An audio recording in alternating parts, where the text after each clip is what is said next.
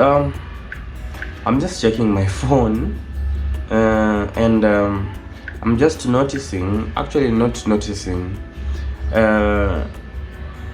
about 2 weeks ago somebody sent me some euros or some money in euro, you know, currency into my account, and the person has been pushing me so much to help transfer the money, you know, into Kenyan currency, of which is taking a lot of it takes a lot of time, you know. It's, you see the money, I don't know that you can see, 53.33 euros.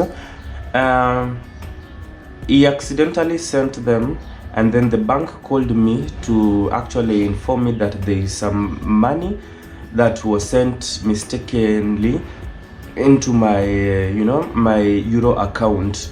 So I'm supposed to because the person has no idea how to, you know, do the exchange into Kenyan currency so that we can withdraw the money. In Kenya we work in shillings, Kenyan shillings. So if you receive money in foreign currency, you have to call your bank, or your bank calls you, and then you negotiate a rate depending on what rates that day people have, and then you are just supposed to do what? They will help you through the process. So when the bank called me, they told me some money has been sent into your account mistakenly, and we want to you to actually do the exchange. So I asked them, okay, give me the rates so I can you know, I do the exchange from my computer, because you can't do it on phone, you do it on computer, or you go to the bank physically. When you're doing it to the computer, we call it internet banking. These services in Kenya here are not so perfect, yani they're not so good.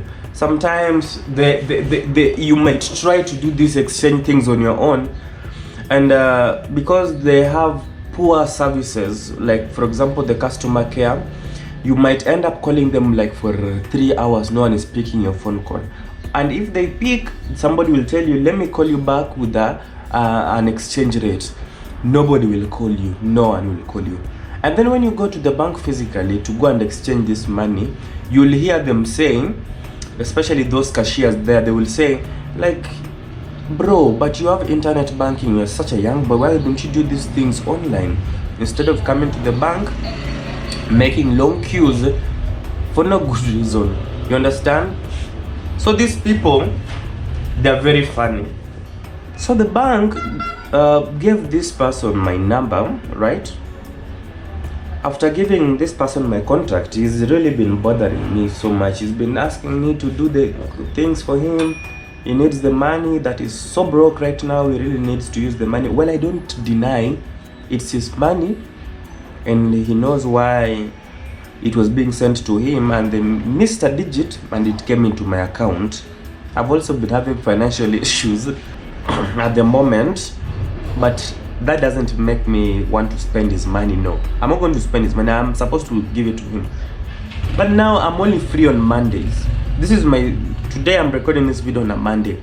I'm supposed to help him exchange the money, but now I don't know what the best way to do, because the person is not even telling me that take out of the money, you'll take some, pay yourself for the credit that you'll call the bank with, or maybe if I decide to go to the bank right now, what will I use as form of transport? You see, he's not communicating. But now the money is in my account and is putting me under pressure. Call the bank, please, call the bank. I'm calling them with what? Anyway, I will see how to help him. So I'm making this video at this door area. Like, I just sat at my door place here, and you see, this is, you see, the neighborhood is just here.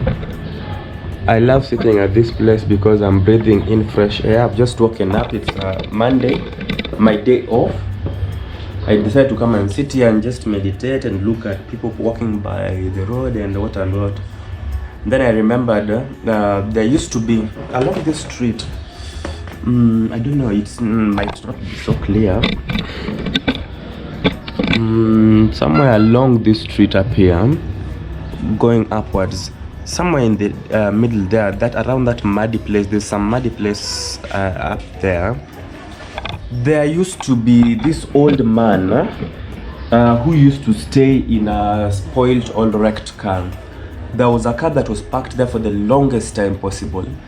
It had no owner. But when you walk past that car during evening hours or very early in the morning, you realize somebody sleeps on that old car. Unfortunately, that car is no longer there because it stayed there for a long time. Probably the owner might have removed it from there, or maybe the scrap people came and bought it and took it because it was not having any value. It was so old and it was just parked there and it wasn't being driven for very many years since I came into this neighborhood. Now, after doing that, I just noticed that this old man used to stay in this place and he wasn't there anymore. So I asked one of these these neighbors around here who always stay and have shops around this place. I asked them like, kwani ile gari ilitolewa? And then they said yeah, walitoa mpaka sahi mwenye alikuwa naishi hapo ndani siku hizi ana nyumba, like aligonjeka, sahi yako na wiki moja kwa hospitali. Like we contributed money and took him to hospital, and I was like, whoa, wait, kwani what happened? So they said that car was acting as a home to that man, and that old man, when the car was taken away from that place, he remained homeless, or let me say carless, because he used to stay in a car. So he didn't have a place to stay, and he had to sleep in the cold most of the times, and he developed pneumonia. Pneumonia is this sickness that affects the human lungs, the respiratory system, and he was so desperate. Nowadays, differentiating pneumonia and COVID-19 is quite difficult. So he fell sick and he was taken to hospital by well-wishers. People came together, contributed money, and I felt sorry for him. And they also asked me if I want to be part of the helping team. I can contribute $1 for the person's medication. $1 is equivalent to 100 bob. So this place, we have something called Nyumba Kumi Initiative. Nyumba Kumi Initiative is where people, you must know at least 10 people in the neighborhood. Yeah, it's a requirement. Like when you move to a new place, try to connect with at least 10 people. No 10 people. So in case of anything, they can always be of help to you and you can be of help to them. So you have to interact with them well. You have to know each other. You have to contribute when people are contributing for various reasons. Through this Nyumba Kumi initiatives, you might have a problem, like for example, you might have a funeral, and because of this funeral, you might not have enough money. If you know, funerals sometimes come unexpectedly. Well, some of them come through people knowing them, but some come unexpectedly, like out of an accident, one of your loved people dies. So you have to raise money to go to attend the funeral and maybe do the burial ceremony. This Nyumba Kumi initiative will help you. They will come together, contribute some money for you, even if it is 500 Kenyan shillings each, that is equivalent to $5. Hand over the money to you so that you can travel and go and bury your person. So Nyumba Kumi initiative is kind of a good initiative in this place, where you have to register at least with some group of people so that you're not on your own and you're not alone. When things become tough for you, you can actually be helped by them, and you can also help other people. So I contributed my money. I'm not in any of them currently because I'm just still new in this place. This was my second month in this place, and I gave them my $1 so that they could add to whatever contributions they had made. So with the guy old man was admitted at Mama Lucy Hospital. Mama Lucy is a public hospital. He was taken there, and mostly public hospitals, they don't care, they can't treat you without money. So money had to be contributed for the guy. Why was money being contributed?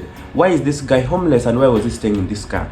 So I came to learn that this person was once an ex-military in the United States long time ago, during his days of youth. But unfortunately, I don't know what happened. From the stories that people give, they say this person actually lost his job, and when he came to Nairobi, he lost his family.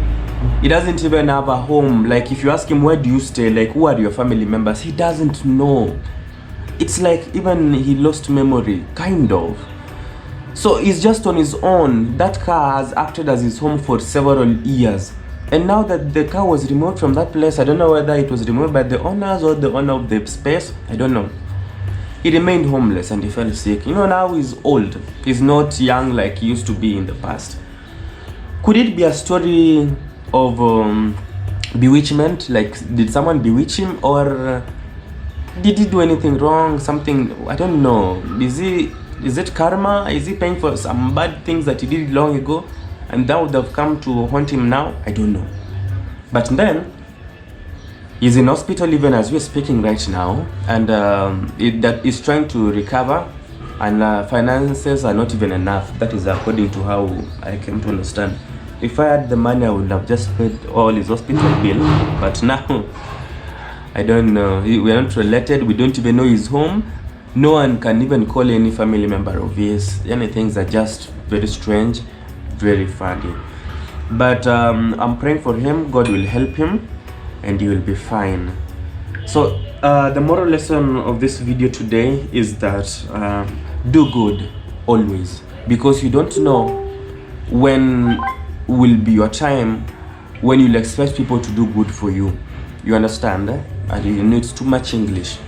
So from the first story, that someone sent some money mistakenly into my account and I'm supposed to return back the money, it's kind of, he knows very well that I might not return the money and he might not access me.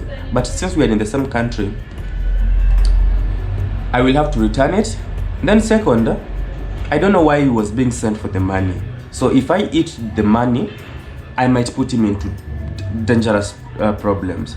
And karma, this world we live in, karma is a respecter of nobody. So it might come back to me. Then also helping a stranger who fell sick, who's homeless, get medication. Those are acts of kindness. The little that we give today, when time shall come, they will all be combined and you shall get double or even triple of what you give with other people. Giving is so good. And there's so many stories that I can share with you about giving.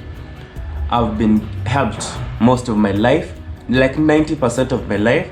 People have helped me be the man I am today. Like, it wasn't my strength or my wisdom. No, people helped me. People contributed money. People sacrificed for me. They denied themselves so that I can dress. Some people denied themselves so I can eat. Some denied themselves so that I can study. And some even denied themselves so that today I can have this place. I can have a job and call myself self-employed. You know, it's all about sacrifice. And to me, that is the biggest thing that someone can ever do to me. And I want to encourage you through this video. Don't stop doing good things, because when it shall be time for payback, you shall really, really, really laugh and enjoy. All right? So I beg to end this video now. And I hope to see you in the next one, okay? So make sure you subscribe if you haven't yet subscribed. Turn on that notification bell to receive alerts of every video that we do upload in our YouTube channel. Until next time, always work hard and be nice to people. And I want you to remember that nothing is impossible. This is Devance Empire. End of discussion.